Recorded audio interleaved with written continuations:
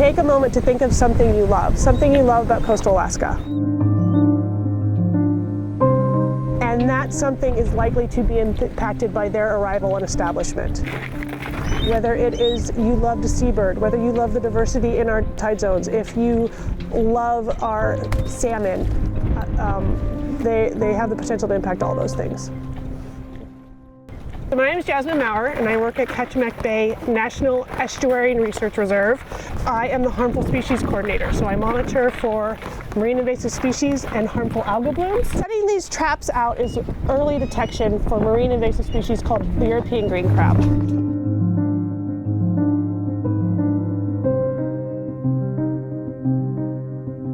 To find a European green crab in any of our traps would be really disappointing and sad. The first thing that I would do would be report it to the invasive species hotline, and then I would be sitting down and having a good cry about it. The European green crab is a global invader that can move into an area and really disrupt the ecosystem. It can impact the economy, having an effect on fisheries such as our crab fisheries or even our salmon fisheries, shellfish as well. They're voracious consumers of shellfish. They also are agile enough to catch juvenile salmon and other juvenile fishes. They're really bad. They're, in their own right, an incredibly resilient, tough critter, and you don't want them where they're not supposed to be because they have huge impacts. They contribute to erosion in our soft sediment coastal areas, so they will change the water quality in those areas. That burrowing also impacts the plant life.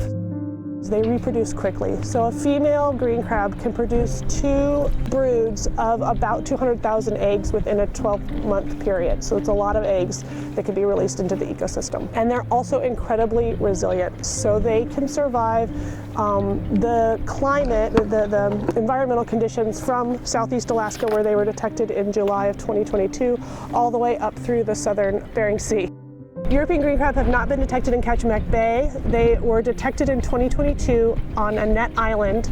𝗙𝗏𝗏𝗡𝗏 Indian Communities, a monitoring program, detected them in July of 2022.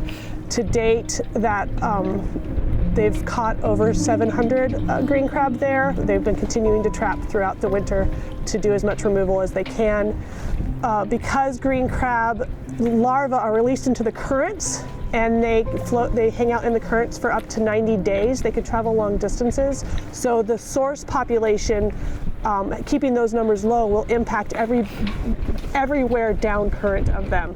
Green crab have invaded the west coast of the United States from San Francisco Bay down to just north of Baja, and then all the way north to Annette Island in Alaska as of last summer.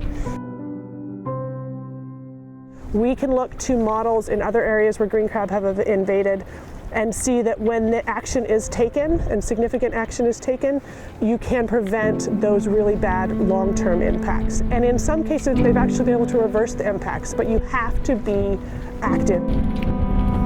So no green crab today, no crabs in the trap. 0 with a green crab is always a great day. Sometimes no green crab. No green crab.